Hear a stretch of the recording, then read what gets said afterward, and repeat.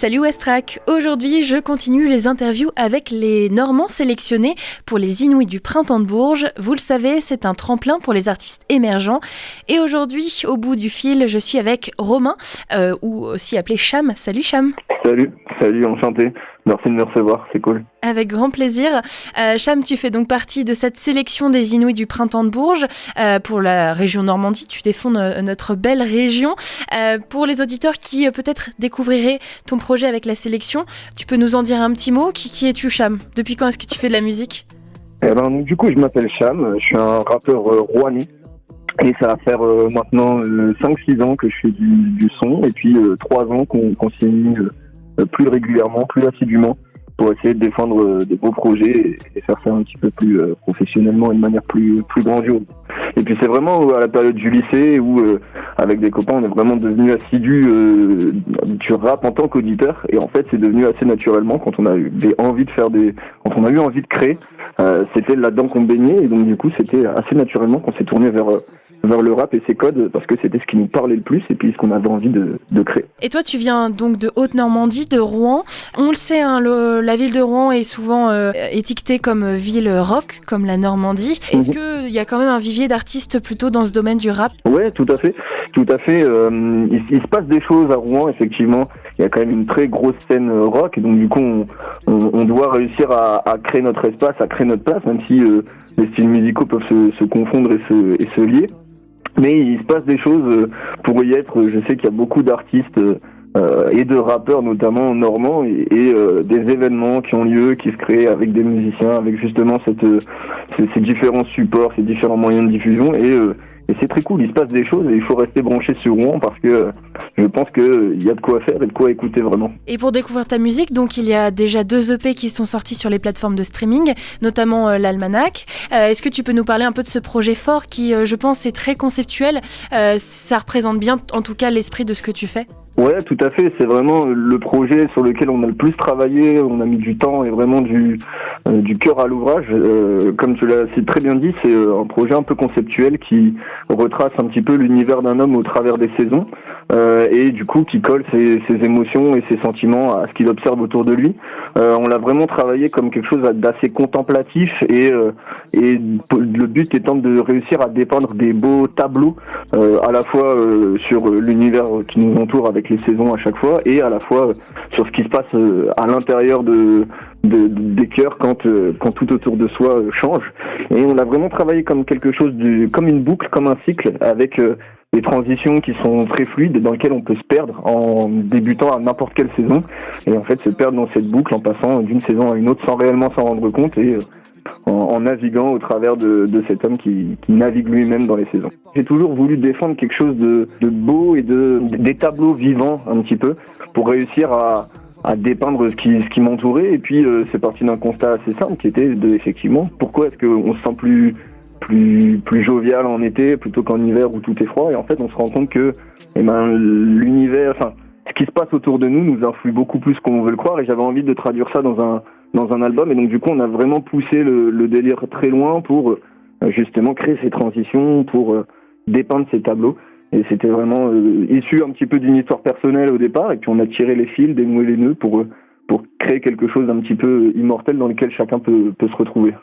Donc ce projet, cet EP, il s'appelle l'Almanach, il est sorti il y a environ 1 an et demi, mais il y a un autre EP qui, je crois, que tu as sorti plutôt en collaboration pour le coup.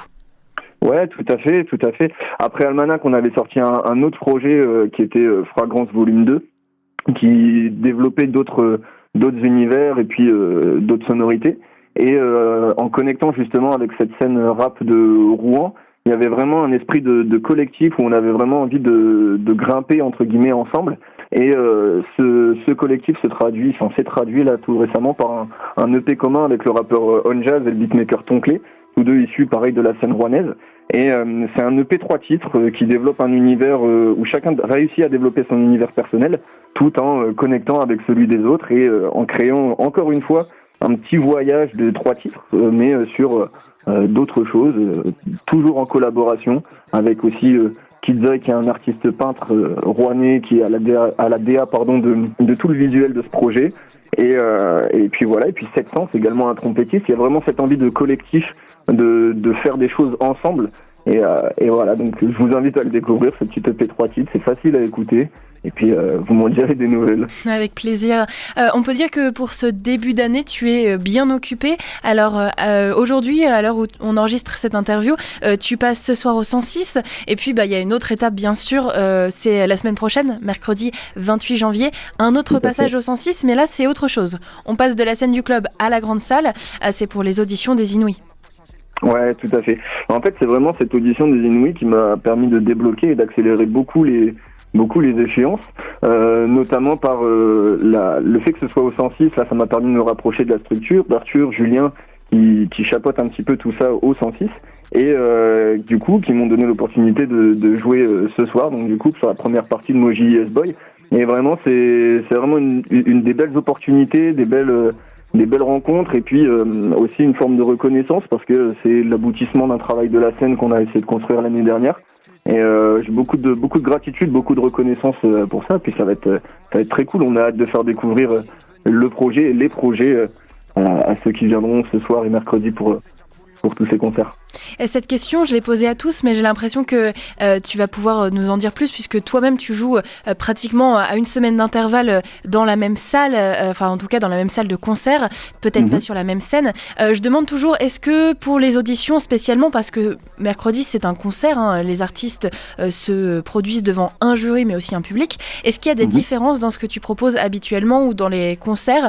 Là, d'une semaine à l'autre, il y a des changements, des choses que tu as adaptées pour cette audition des Inouïs? Alors, il y a des choses que j'ai adaptées pour l'audition des Inouïs, principalement parce que c'est aussi un moyen de se faire découvrir, de faire découvrir son univers. Et donc, il y avait vraiment la volonté de créer une palette sonore et artistique pour réussir à découvrir, entre guillemets, toute la palette de ce qu'on a envie de proposer. Ne pas être forcément cantonné à un style musical ou une sonorité particulière. Donc c'était intéressant de réussir à montrer tout ça sur un set de 30 minutes qui doit être assez dense forcément. Mais effectivement, le but étant de réussir à montrer le plus beau visage. Ça reste effectivement une audition, mais aussi un moyen d'accéder à un public différent avec plusieurs concerts et puis voilà, de réussir à avoir cette attention et cette reconnaissance de point de vue du public. Et en soi, le concert, tu l'abordes différemment par le fait que c'est une audition mercredi, où tu te dis, voilà, vraiment moyen de me faire découvrir par le public? Oui et non. Je le vois effectivement comme une audition, c'est une réalité, il faut être conscient de ça, que ça permet d'accéder à des étapes supplémentaires. Mais en réalité, moi je le vois aussi comme un aboutissement presque en soi, parce que c'est ma première candidature. Je sais que je suis peut-être un outsider dans cette sélection parce qu'il y a d'autres gens qui sont plus installés, peut-être plus reconnus de ce public-là. Donc moi je le vois vraiment comme une chance déjà d'un point de vue local et régional de pouvoir se montrer à la fois au travers du public et puis aussi au niveau de personnes qui sont implantées dans la musique, de professionnels. C'est vrai que ça les Inouïs ont une envergure quand même particulière d'un point de vue de détection de nouveaux talents musicaux.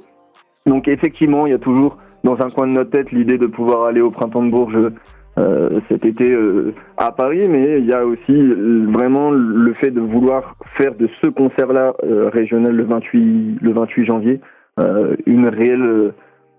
réel point d'orgue, vraiment pour que ce soit un très très beau concert à ce moment-là et ne pas jouer dans la demi-mesure en se disant peut-être l'étape d'après. Non, au contraire, c'est vraiment ce moment-là que je veux être grand et puis après on verra. À partir du moment où on fait les choses avec passion et envie, je pense que tout ne peut être que du bonus. Et mis à part ce gros temps fort donc des Inouïs du Printemps de Bourges qui j'imagine te prend beaucoup de temps de répétition, etc. T'as d'autres envies sur 2026, d'autres petites projets, pépites peut-être qui arrivent? Eh ben effectivement, là il y a, comme je disais, cette série de concerts et puis ensuite l'envie de défendre aussi le projet 3 titres qu'on a conçu tout récemment. Après, je sais qu'on va débarquer sur un autre arc qui va être justement la création de mon premier album. On a déjà préparé quelques sons avec tous les artistes qui gravitent autour de moi actuellement. Il y a vraiment l'envie de pousser encore plus l'envie de la scène, l'envie du live, de diffuser, de propager cette énergie fédératrice par la musique. Je mets vraiment un accent à quelque chose d'immersif et l'énergie que je peux ressentir sur scène avec les gens qui viennent nous voir, il y a vraiment quelque chose de collectif. Et effectivement, donc pousser encore plus du côté de la scène, réussir à créer des moments forts avec les gens, et puis repartir un petit peu en studio pour continuer de créer et d'alimenter cette machine que jamais elle ne s'arrête. Et si on veut suivre tes aventures, donc on cherche Cham, C-H-A-M sur Instagram, et puis on voit un petit peu ce qui se passe de ton côté. Exactement, on alimente pas mal les choses parce qu'on crée des choses et que c'est important de les diffuser pour réussir à toucher le plus grand nombre.